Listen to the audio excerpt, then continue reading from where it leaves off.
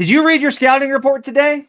No, because you don't have one. Good news. You did as much prep work for the Nuggets game versus the Bulls as the Nuggets did. The Nuggets get walloped from the three-point line by the Chicago Bulls and lose. We'll talk about why it's bad and why it's fine on Locked On Nuggets.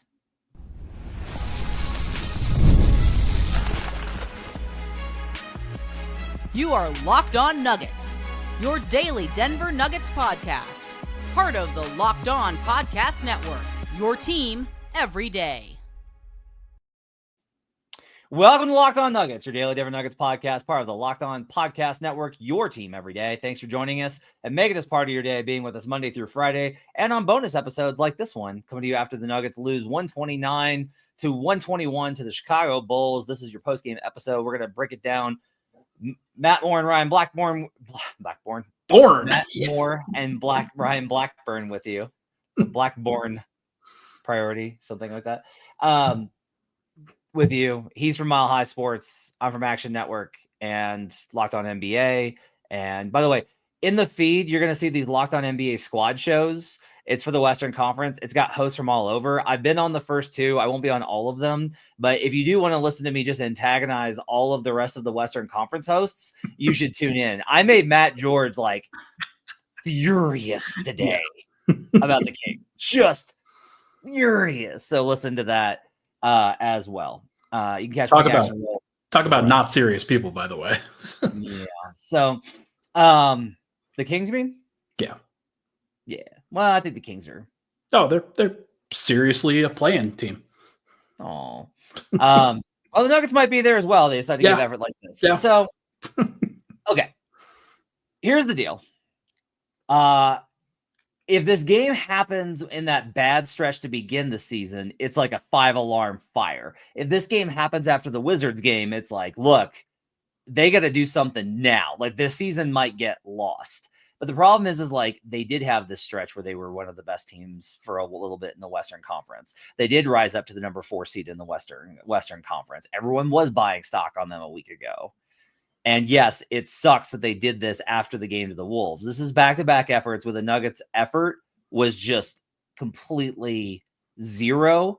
I'm not going to say it's unacceptable because I'm not a professional athlete, but I know that Michael Malone would describe it as unacceptable. I know the players would describe it as unacceptable, and yet they did it because they walked into the United Center and just decided not to care. This game, more than anything, is not about their, like, we'll talk about the 3-point stuff. We'll talk about the roster deficiencies. They could trade for Herb Jones tomorrow, and it would not have changed the result of this game. They could trade for Kawhi Leonard, and it would not change at all the results of this contest. Because tonight, the Nuggets walked in and decided, I know that there was this thing that Malone's been telling me my entire career about know your personnel. What if I did the opposite of that? Because the Nuggets allowed the Chicago Bulls, who, by the way, are one of the highest three-point volume teams in the NBA, to shoot 53 attempts and shoot 45% for 24 makes compared to their 6.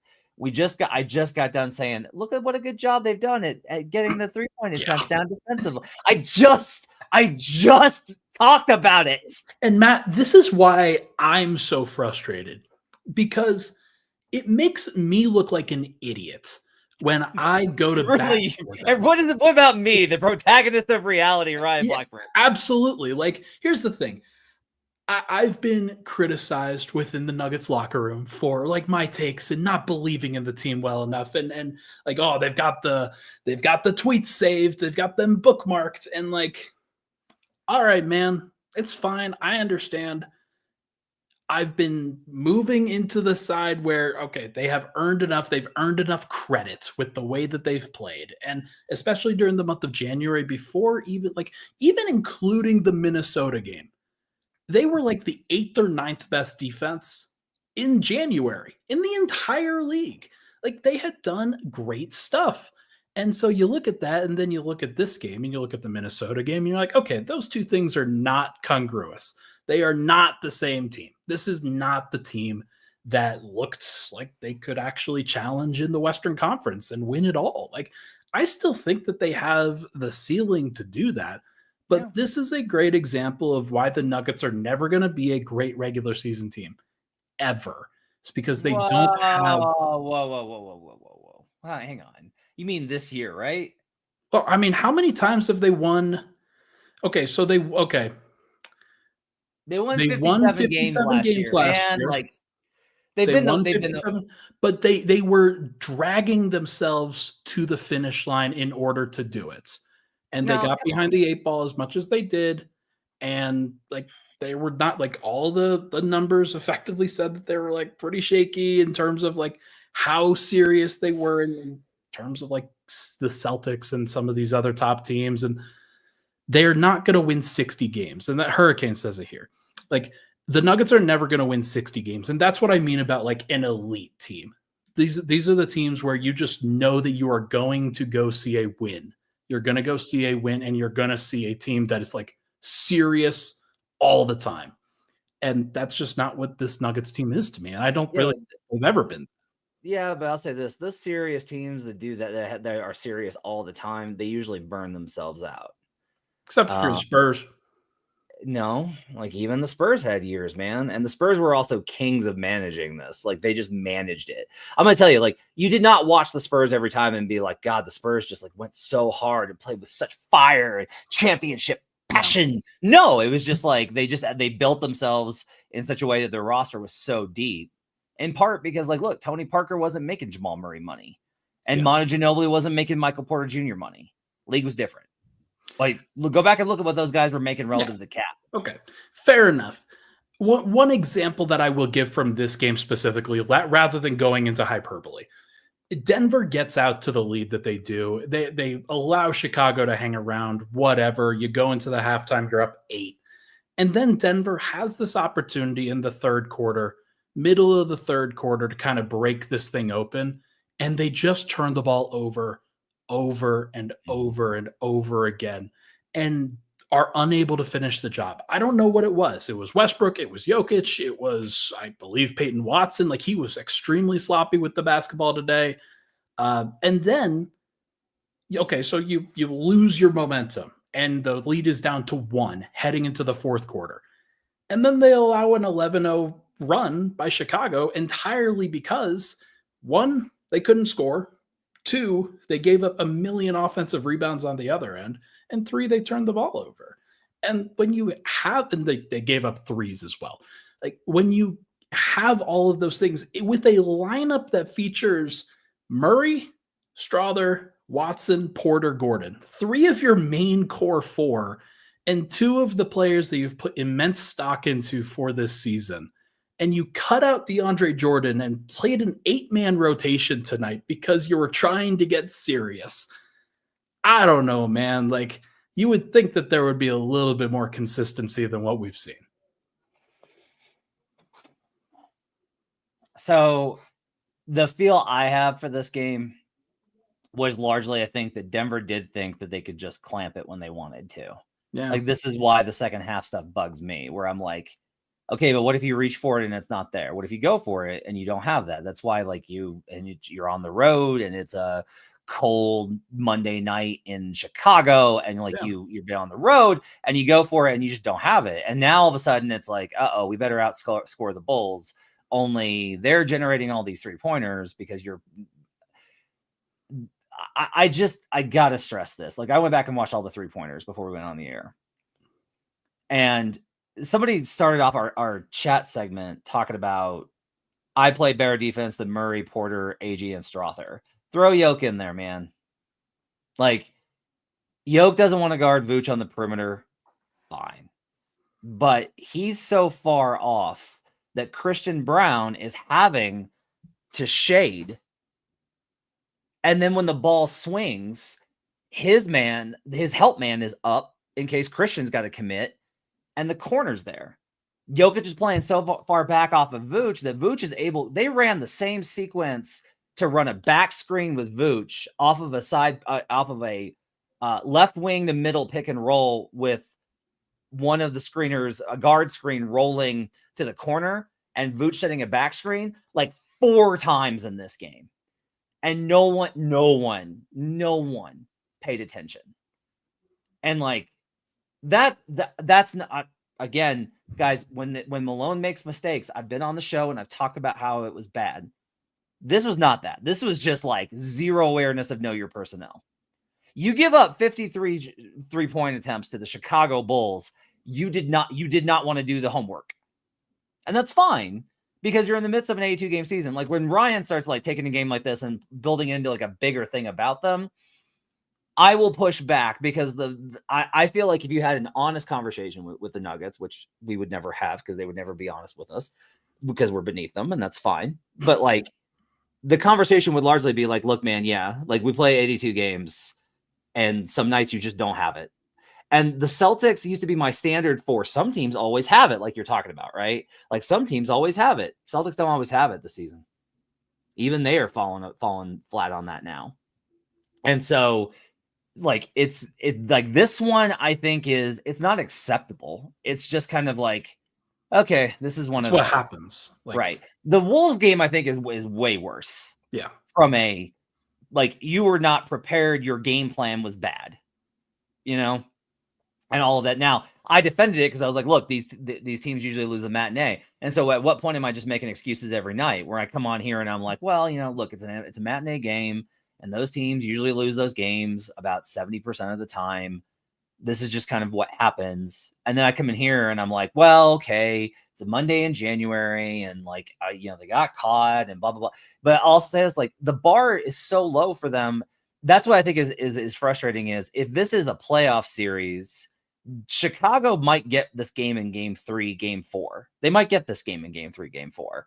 But like, they're not getting it more than once. Yeah. But the Nuggets only play the Bulls twice. So they run into this thing. But I will just say, like, you can't exclude anybody defensively tonight, except I think Christian. I think Christian's the only guy that gets a break defensively tonight. And that to me is everybody, because Christian was honestly just trying to, like, Christian's having to make so many extra rotations. There were sequences where Christian's having to fly over from the opposite wing to try and guard that sequence because nobody else was going to be able to get over there and try. He's putting out every fire, like just and Christian poured in 28 points on 11 of 15 shooting, 5 boards, 4 assists. By the way, let's go through the numbers. Joker, 33 points, 12 rebounds, 14 assists, light work at the office. Yes, he did enough on offense. No.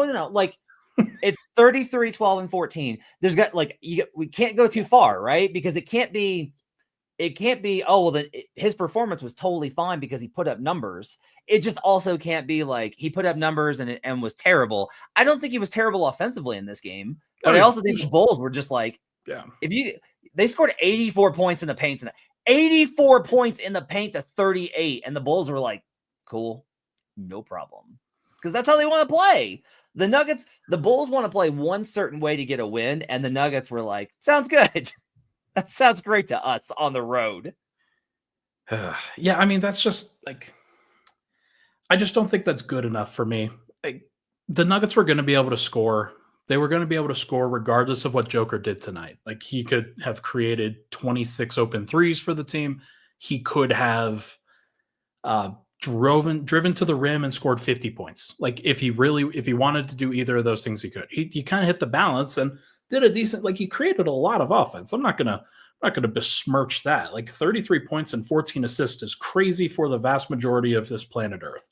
But like, again, the defense is just when you're phoning it in on the other end, it's not good enough if you're actually wanting to win these games. I have a question for you. Okay. So advanced metrics. Okay. The Nuggets have a 121.6 offensive rating tonight with Joker on the floor.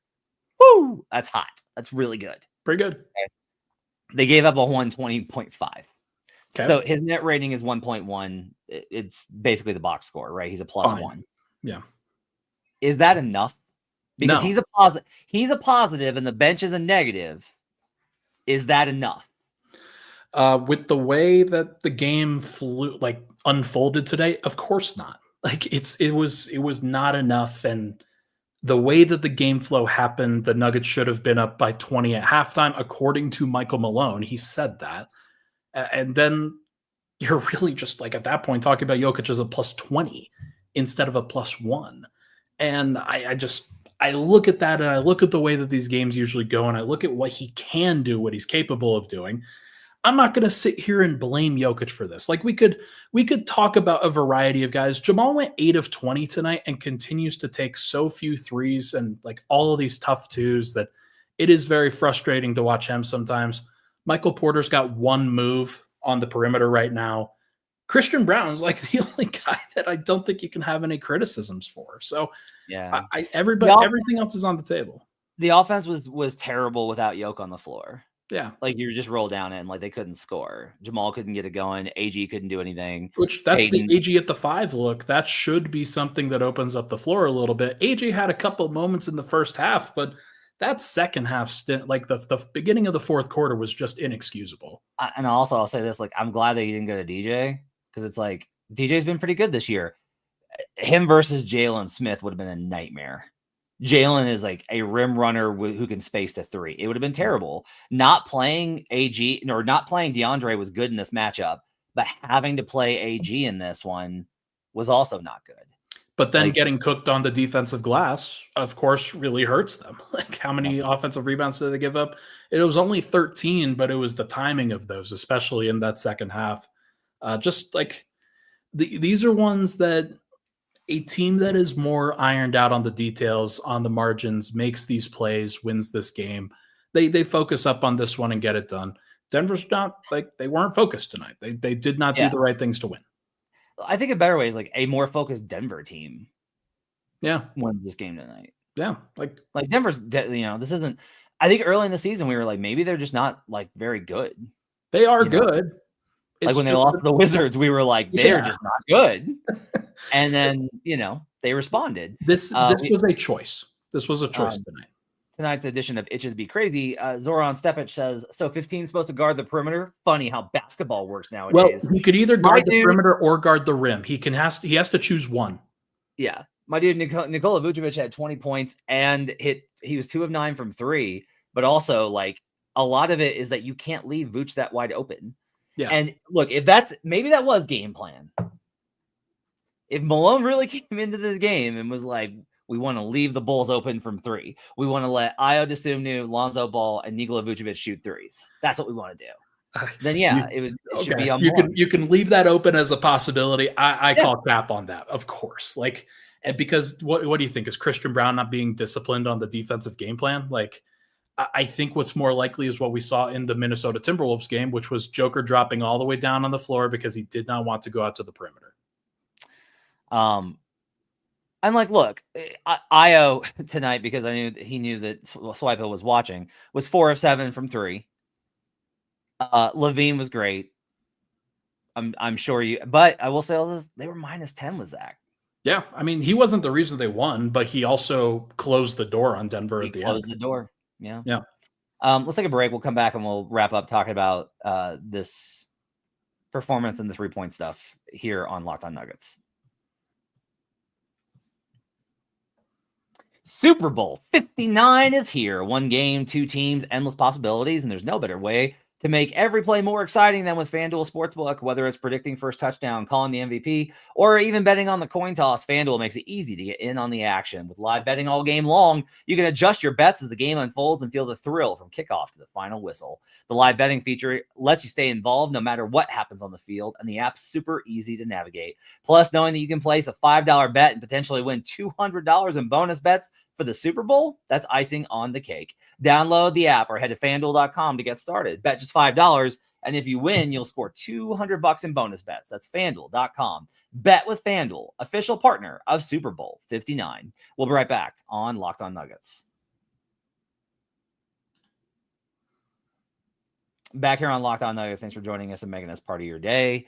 My thing with Joker, I want to be very clear, is I don't want to crush him and blame the loss on him because I don't think he was like the biggest problem. It's just that when people are like, oh, it was this guy and this guy and this guy's fault. And I went back and watched the clips and I'm just like, oh man, yeah, like Joker's just like standing. And here's the other thing. You talk about attention to detail. I counted 6 and it might have been more of their threes were generated either in transition or mid-transition of them just getting mixed up in terms of their effort. And Ryan, they're all running to the paint. Like, go back and watch some of these plays. They're in mid-transition, and the Nuggets, like, Peyton Watson's, like, turning around to go help out MPJ on a drive. And it's just like, they want to shoot threes, guys. Like that's like the number one thing on the scouting report. Yeah. I mean, it's clear that the scouting report wasn't really read for this particular game. And like, look, these guys are professionals. You don't ever want to criticize or question their effort, but like, or their discipline or however much they care, because these guys, they care. Of course they care. But also it's really tough throughout an 82 game regular season to care all the time, hard, 100% every day. And you turn into a Tibbs team. You turn into a try hard if you do that. Yeah. And so you need to have a larger goal. Denver does have larger goals. This doesn't say that they're not going to win a championship this year. This game is not going to say that. But you stack up enough of these and you start becoming not serious people. And that's like, you got to be like, here's what I said. Here's what I said on Pickaxe earlier. So you lost this one. You lost against Minnesota. You're going to go to New York now. They're a team that you lost by 35 to, or however many you lost at home. Yeah, they got demolished. So you're starting to stare 0-3 on this road trip, square in the face. And like, you got to pick up the wins where you can, man. You don't have to be perfect. Like, they could have gone 3-2 on this road trip, and I guess they can still go 3-2, but they're now going to have to win against New York, and that's a tough ask. And again, it's not even, they made 6 and the Bulls made 24. And you can have the 6 and you can have the 24. You just can't have both. You can't not take them. Now, I want to say this because Ryan got into this on Twitter, and I want to give my thoughts on it. Guys, Michael Malone doesn't want them not shooting threes. He's said explicitly that he wants them to shoot threes. Yeah, that is not the case. On media day, we sat in an auditorium in a practice gym, and Calvin Booth, at first Michael Malone was up, and first Malone said, we've got enough shooting. We have shooters. We got to generate them the shots. So he took responsibility for that. And the problem in the beginning was the number of threes that they were. His problem was the number of threes that they were allowing makes wise, but their problem really was volume. Yeah. And they've gotten that down. They're still, after tonight, they're still 12th in opponent 3-point rate. Good enough. Like, that's good enough, right? But you see the problem tonight when you have this offensive makeup. And really, I think what it's going to become is just like, look, because actually they have like a losing record when they have more threes than the opponent, which I was shocked to find. Like, they don't need to shoot more threes. They need to play their game. They just need to make sure that the opponent can't outpace them with 3-pointers. But after Malone came up and said that, Calvin Booth came up. And Calvin said, yeah, we're short on shooting. Like, this is an acknowledged thing in the roster. The front office will tell you about it if you ask them. Like, no one's denying that the Nuggets are short on shooting. No one's like, no, yeah, we're stacked. They know it. It's one of the reasons why the coaching staff and front office have been hammering Jamal. You got to take more threes. We'd really like you to take more threes. Can you take more threes? That one I get so frustrated by, man. Like, that one's insane to me. Like, you know who honestly is like a really good comp for this though? Who? Zach LaVine, where 10 of his 13 attempts tonight were from 3-point range. Zach was like a mid-range guy when he got to Chicago, and he adjusted and was like, I need to shoot. And when DeRozan was there, he couldn't find any spacing. And it's one of the reasons why he fell into this untradeable trap, was because of the spacing that got wrecked. But when you see what he's capable of, when you open the floor for Zach LaVine, he's willing to adapt his game and play more to 3-point range. And a lot of these guys, Brandon Ingram's another one, where and I understand that from their perspective, because it's like, these are my comfort spots. Like, I feel comfortable shooting this shot. Like, this is where I practice. I know how to get to this shot. This is my spot. I like this shot. This feels good to me, because like, I can diagnose all of it, but I also have a problem with that, where I'm just like, okay, yeah, but like, you're not efficient from there, and you're way more efficient from out here. And the Nuggets never, ever, that switch tonight on that dagger that LaVine hit, guard screen. And both guys had their hands down. Neither of them was even seriously considering contesting that shot. Well, and they're just trying to figure it out because it's a guard screen, right? Yeah. And you're trying to figure out the switch, and it's a little bit late. And then LaVine just pulls back and fires. Jamal never gets that. Never gets it. Never. They don't even. How often do they even run screens with Christian for Jamal? You know, they do, but what they do for that is it's just a setup so that he can run pick and roll with Joker and have a more advantageous pick and roll defender to go against. And like,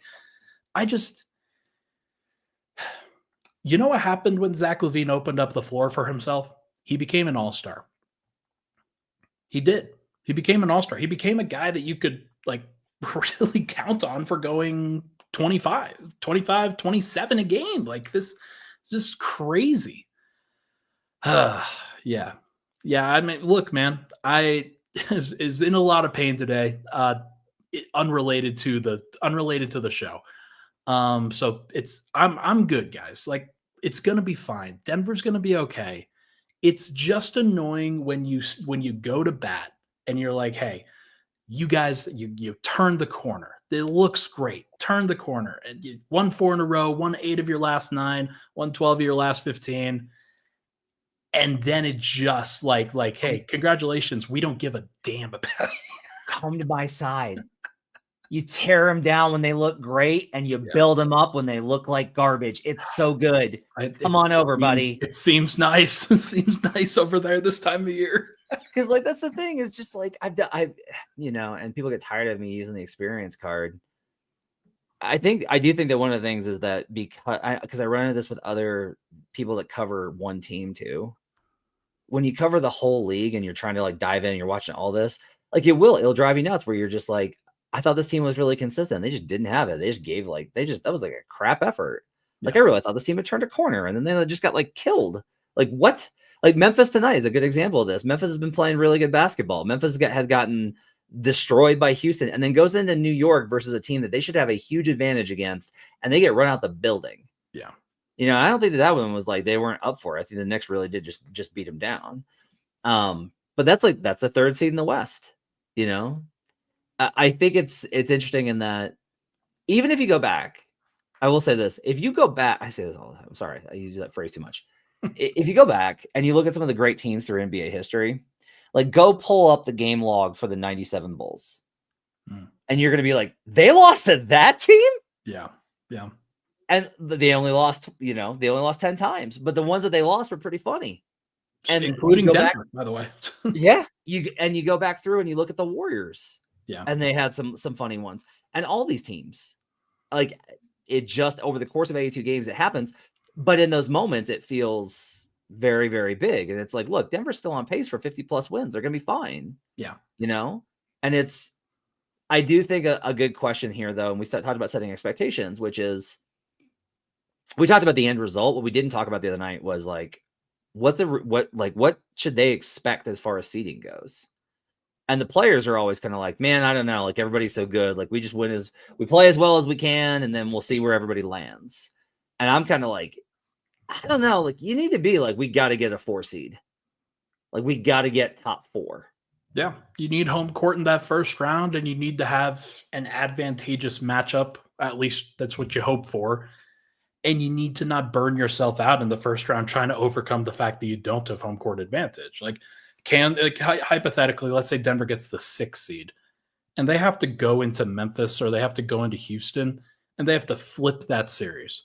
They can do that, but it's probably going to be harder if they're the 3 seed and they have to play the Lakers or the Clippers, I guess. And both of those teams would present their own challenges, of course, but you get to do it from home and you get that comfort.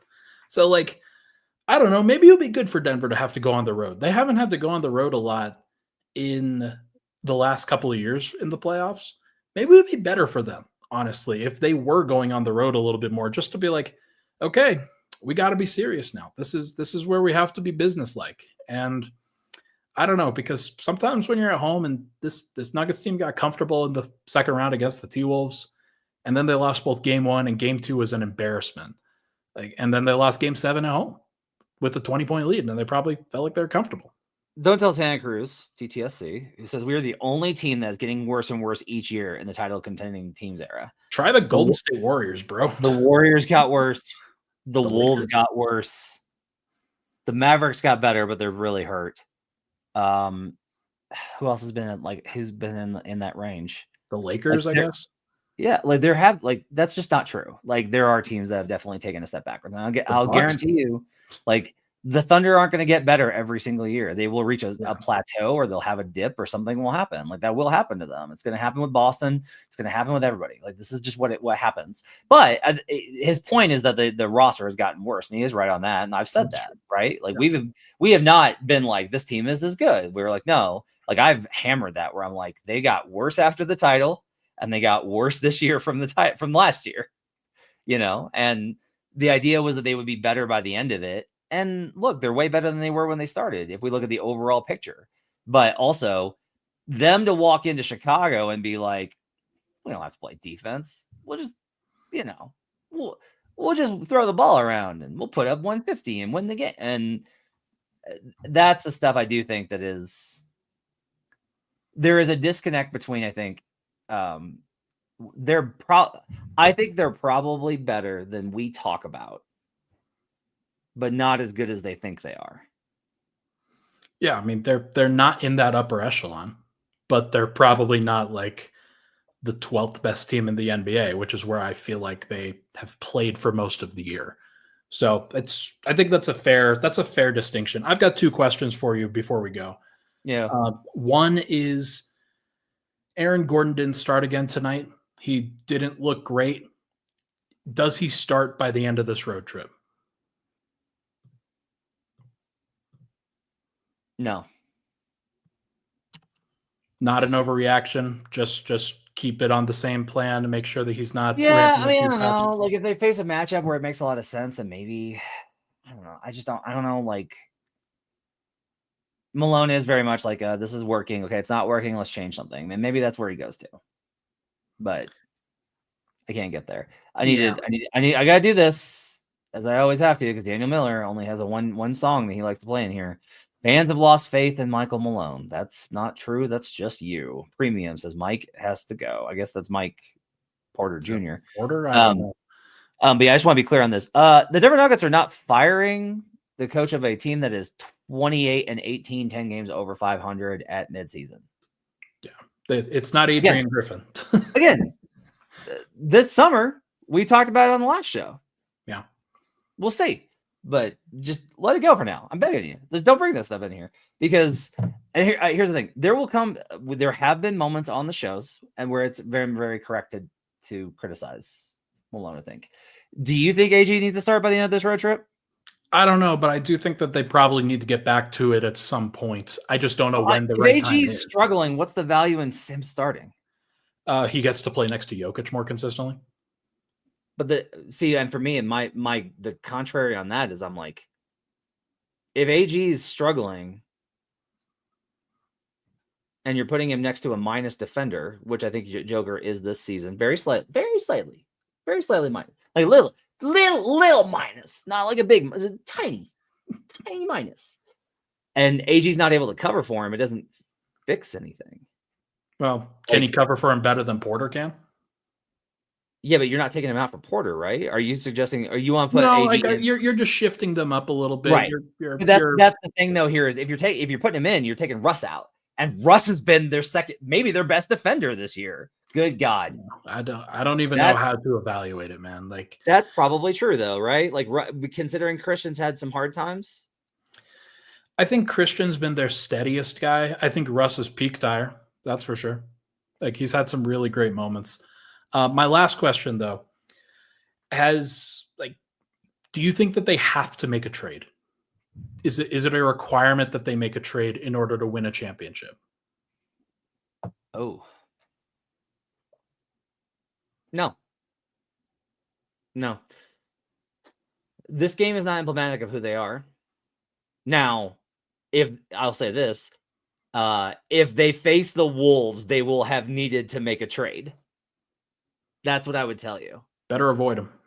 But if they get Dallas, OKC, Lakers, although Lakers would be tough this time, Clippers, Rockets, even though Rockets would be tough, Grizzlies. Like, I think I like Denver in all those. I still think that they're able to find it. They're able to find enough answers. But you don't think that they need another shooter or anything like that? would it help if they had another wing defender another 3-and-D? I think it would help. I think it would Yeah, give them the option. Undeniably, right? Yeah. Having more options is way better. I worry about Julian. He's kind of floated back to not being as impactful over the course of these last few. He's going to be up and down, of course. You mean the last 2 games? No, I mean the last few. I would say the last few. He was fine in the Kings game. It was, I think, yeah. I mean, just talking overall here. Yeah, but that's what I mean, though, is like when we're just talking about these, like, I think a lot of it's probably that Julian looks good when they win and he looks terrible when they lose. Interesting. That's probably, like, he looks pretty good when they win, and when they lose, he looks awful. He stands out badly when the team does not hold him up. Because he is pretty emblematic, I will say, of when things are going well, Julian is cooking. Like he's finding ways to be successful. So HMMYIZ says, why is this a debate, to be honest? We're 1 week away from the deadline. We should make a trade. Okay, but the problem is like your options are limited, and so your only recourse is to trade MPJ, which I'm not denying that MPJ has all these problems, but I'm telling you that the facts are that MPJ has been extremely valuable for them this season, and they would have been sunk without him. He's been their second best player. Like, he's been their second best player. Christian's a very close third, but Mike's been their second best player. And every combination of him and Joker destroys because of the spacing that he provides. Yeah. And if you trade him, let me put it this way. What if you trade him and you trade him for a pretty good shooter, but that shooter comes in and isn't comfortable and isn't used to it and is trying to get settled and didn't really expect to come to Denver and never settles in, and all of a sudden, like, he's missing shots and you're like, God, we really miss Porter. Like, I'm not saying you shouldn't do it, guys. I'm saying that's got to be a consideration here with how you go forward, which is why for the front office, it's about not just this year, but it's about this year and the next year and the next year. I tend to think that at this point, Denver, like, the defensive concerns have to outweigh the offensive value. And, like, they have to do what they need to do to figure out this defense because it's going the wrong direction. And I thought it would be going in a different direction at this time. Like, I thought it'd be going upward. And you and I have a bet on the line for that reason. And you're looking very much right, my friend. You said post All-Star, though. We haven't even gotten All-Star, so. Yeah. Denver's now 22nd on the season in defensive rating. That's just not good enough to win a title. It's not. They have to improve there. End of story. Goodbye. Except they were 18th when they won, and schedule adjusted. They're 18th, Ryan. Do you actually think that they have enough defensive problem solving skills this year? Versus what they're going to face, maybe. That's the thing. Man, I disagree. Look at the offenses in the Western Conference and tell me which one. They're not as good. That is true. They're the biggest thing. You want the big difference with this year with the West? The offenses aren't explosive. Houston's a good offense, not explosive. Yeah. Memphis is a really good offense, but it depends on the lineup. Golden State, not explosive. No. Dallas, not explosive. They're not built that way. Wow. Dallas isn't built to have, like, huge runs on you. They're a ground and pound team. Yeah. So yeah, there's no explosive offense that you have to be like, you're going to get run on. Oso Blanco says, Matt, you wouldn't do LaVine for MPJ, really? Just say it was straight up. You think the Nuggets aren't better?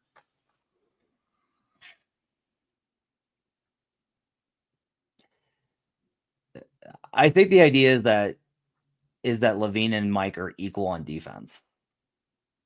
And I think size makes up for way more defensively than you guys think. For every play that Mike might screw up, there's plays where he's just tall and long and has a long wingspan. Sure. And tries.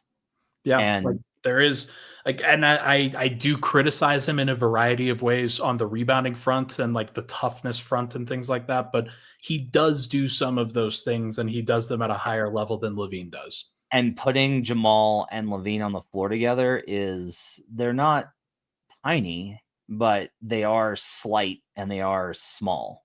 Yeah. And that to me is a concern. So here's what I would say. They might be better. I don't know that it is absolute that they would be better. It's like, yeah, they could be a little better. Murray, LaVine, Christian, AG, Jokic doesn't suck. They don't suck now. Yeah, that's true. That's the problem. That's true. Like, this is the thing, is you're trying to sell me that adding Zach LaVine to a team that is currently 4th in offensive rating is the secret. They need wings that can defend and a backup center, particularly a small ball backup center. Yeah. That's what they need. Like, that's what they need. Yeah. And normally you would just trade a rotation player for that. But can they add those things? They can't without trading Mike. And So, that's the thing. Like, can you get better on the margin? Well, I will, but no, but that's the thing is this is where I will disagree is if your thing is, well, if you can't do the deal that you need to do something so that you're not just doing nothing. And I'm like, no, do the deal that you need to do. And if you can't, wait until you can. It's fair. That's where we're at. All right. That's going to do it for Locked On Nuggets. Thanks for joining us. Appreciate you guys being with us. We'll be back. Swipe will be with you tomorrow. He'll give you his thoughts on the Bulls game as well as whatever else is going on. Then we will have No Jinx for you on Wednesday morning, and we're rolling through the rest of the week. Hope you guys have a great week. Thanks for joining us. Appreciate all your feedback. We do appreciate you guys letting us know what you think. Hit us up in the comments. Hit me up on Twitter. Let us know. We'll talk to you guys again next time on Locked On Nuggets.